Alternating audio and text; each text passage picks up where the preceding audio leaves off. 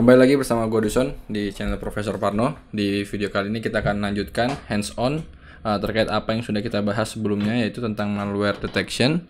Nah, untuk video kali ini kita akan coba membuat sebuah model machine learning menggunakan K-means untuk melakukan deteksi terhadap sebuah malware.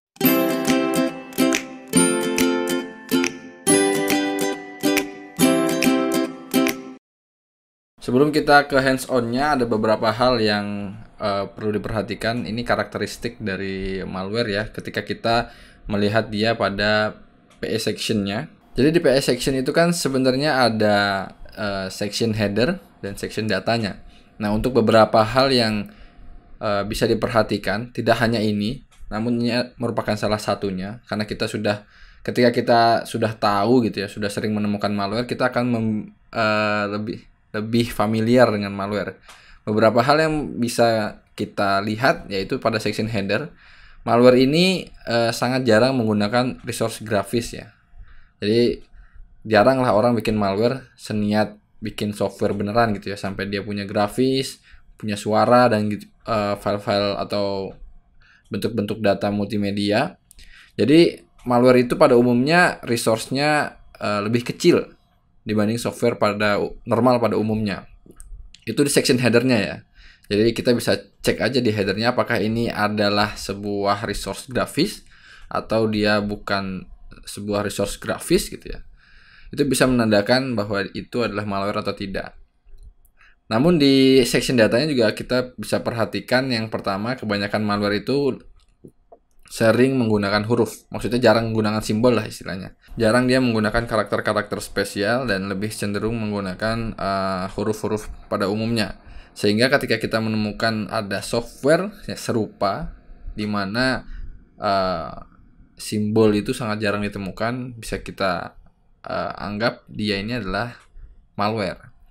Dan di section datanya juga terdapat exported symbol ya. Kalau misalnya di yang normal itu dia ada di file .dll, dan kalau malware itu sendiri dia tidak tidak memiliki, atau bukannya nggak ada sih, MOS maksudnya banyak jenis malware itu yang tidak memiliki exported symbols. Nah, untuk apa itu section header itu kan sudah kita jelaskan di video sebelumnya, dan juga tutorial terkait membuka PE file menggunakan Python ada di video sebelumnya. Nanti gua taruh linknya di kanan atas. Dan selanjutnya kita akan coba langsung hands-on ke K-means untuk membuat model machine learning dalam mendeteksi malware. Cukup sederhana sebenarnya. Seperti biasa kita akan melakukan import dulu beberapa library yang sekiranya perlu kita panggil. Yang pertama adalah NumPy, seperti biasa, NumPy snp. Selanjutnya kita akan import pandas spd. Beberapa hal selanjutnya yaitu terkait dengan K-means-nya itu sendiri. Jadi sklearn misalnya cluster, karena ini adalah termasuk algoritma machine learning yang unsupervised atau clustering, kita import K-means. Oke, selanjutnya kita perlu sebuah matriks evaluasi, buat evaluasi performa. Kita pakai yang namanya silhouette score ada di matriks, import silhouette score. Oke, kita running. Untuk datanya sendiri ini ada kita lihat di sini ya. Ini untuk datanya sendiri ada di folder yang sama.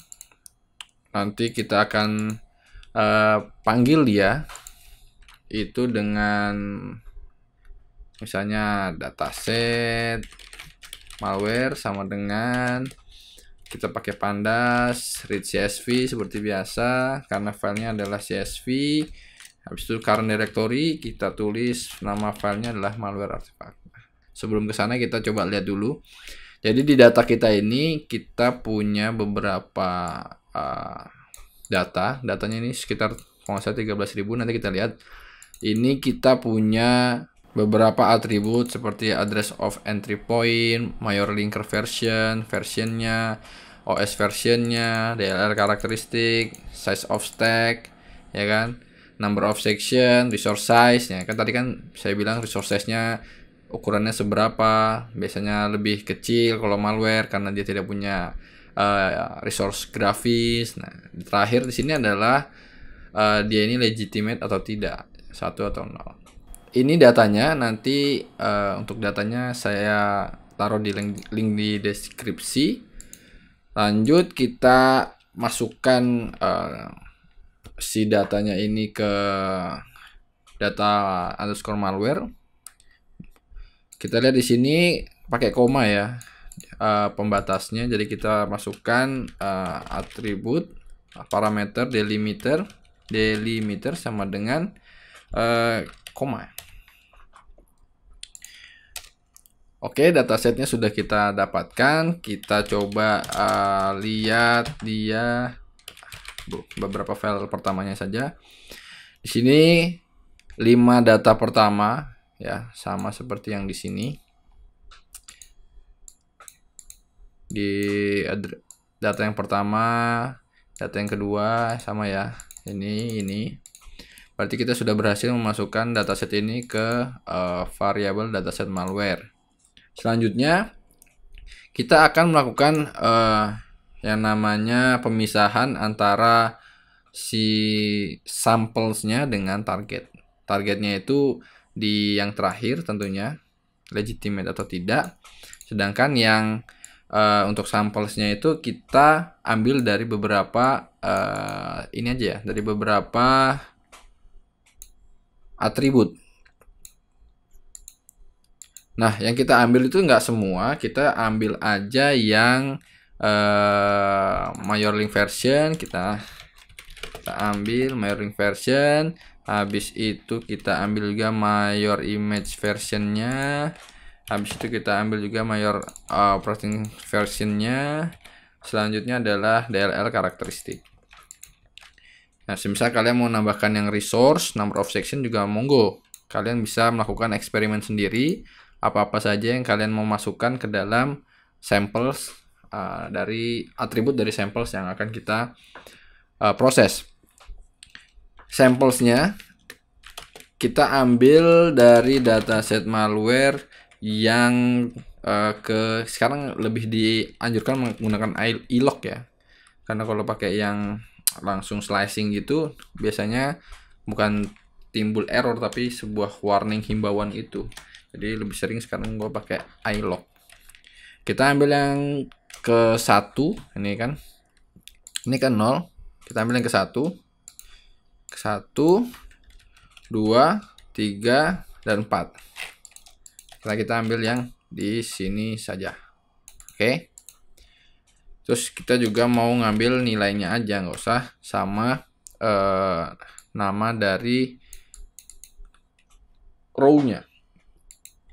Selanjutnya kita targetnya kita setting dia di dataset malware ilog semua sampel, semua data yang ada di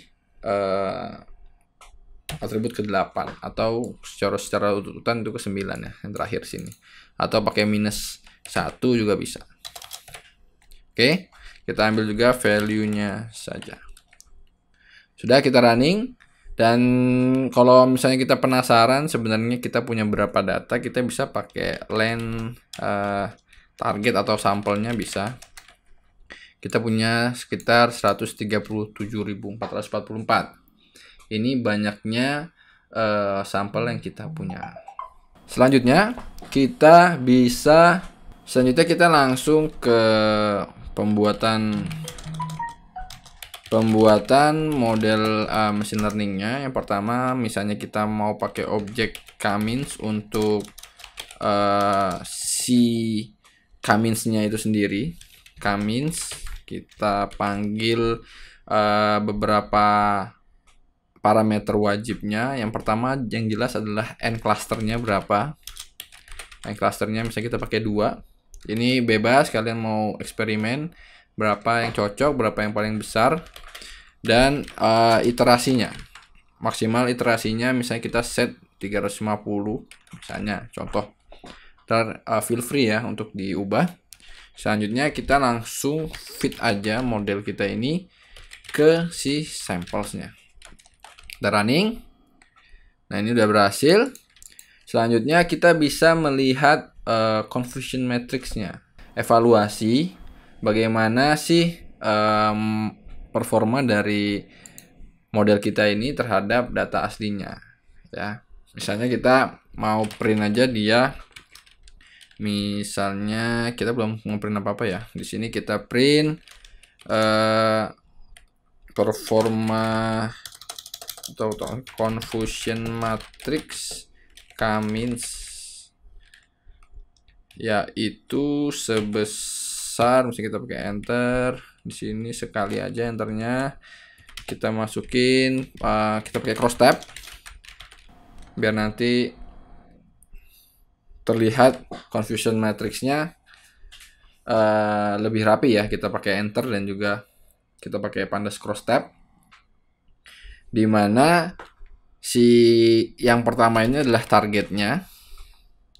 Selanjutnya adalah kita masukkan si label dari data kita. Cummins ini punya metode sendiri ya untuk memanggil si labelnya. Setelah itu kita enter biar ke bawah biar lebih rapi. Row names-nya kita atur dia sebagai misalnya nilai asli, dan kolomnya kolomnya kita panggil dia adalah nilai prediksi.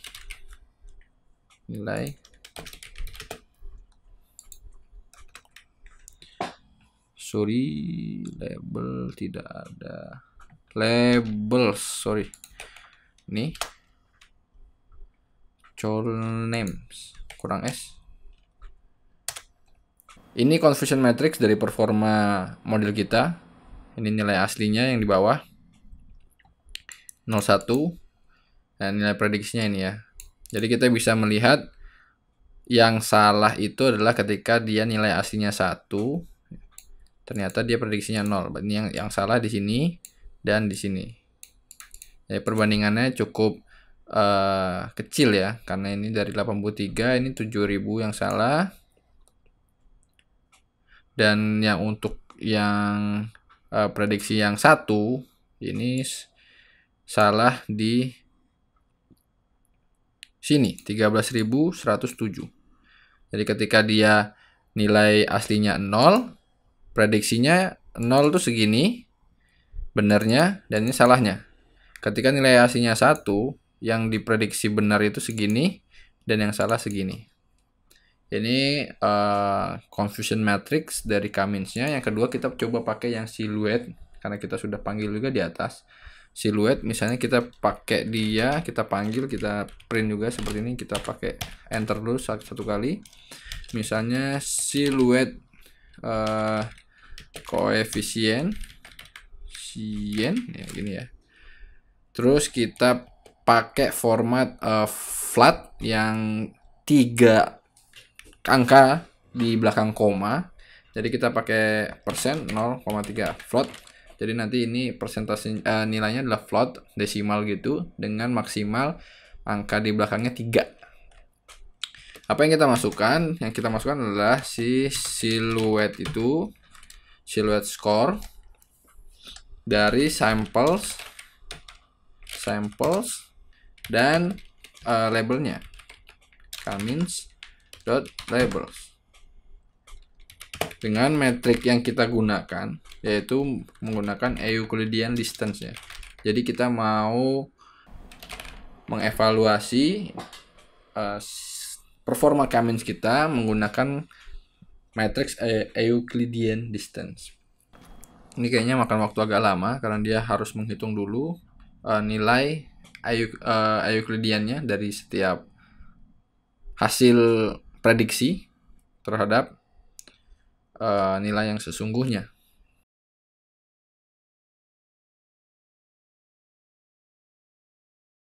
Oke, ini udah selesai ya. Nilai siluet koefisiennya sekitar 0,975 karena kita cuma butuh 3 angka di belakang koma. Nilai ini cukup bagus karena nilai ini cukup mendekati 1. Nah, jadi di sini beberapa hal yang mau gue sampaikan ulang. Jadi untuk yang confusion matrix ini dia melihat berapa yang benar prediksinya dan beberapa yang salah prediksinya. Ini salah prediksi dan ini benar prediksi. Nah, apa yang dibandingkan yaitu dari target yang kita sudah pisahkan value-nya tadi dengan K-means. K-means label ini adalah label yang dikeluarkan oleh prediksi model machine learning kita. Jadi ini prediksinya. Ini prediksi dan ini target yang value-nya udah kita saring tadi. Demikian juga dengan ini. Kita mau lihat apakah evaluasi matriks menggunakan Euclidean itu terhadap dari target dari samples dan K-means label atau nilai prediksinya itu skornya berapa besar. Semakin mendekati 1 itu semakin bagus atau mendekati 100%. Oke, mungkin itu untuk yang deteksi malware menggunakan K-means. Next kita akan coba beberapa algoritma lain tetap dengan malware deteksi. Oke, saya rasa cukup sekian untuk video kali ini. Nextnya sudah tadi saya bilang masih hands on lagi terkait dengan malware deteksi, tapi menggunakan algoritma lain. Terima kasih yang sudah nonton. Jangan lupa untuk di like dan share ke teman-teman kalian dan juga subscribe channel ini. Nyalakan loncengnya untuk mendapatkan notifikasi terbaru terkait video yang diupload di channel Profesor Parno. Terima kasih yang sudah nonton sekali lagi dan sampai jumpa di video selanjutnya. Bye bye.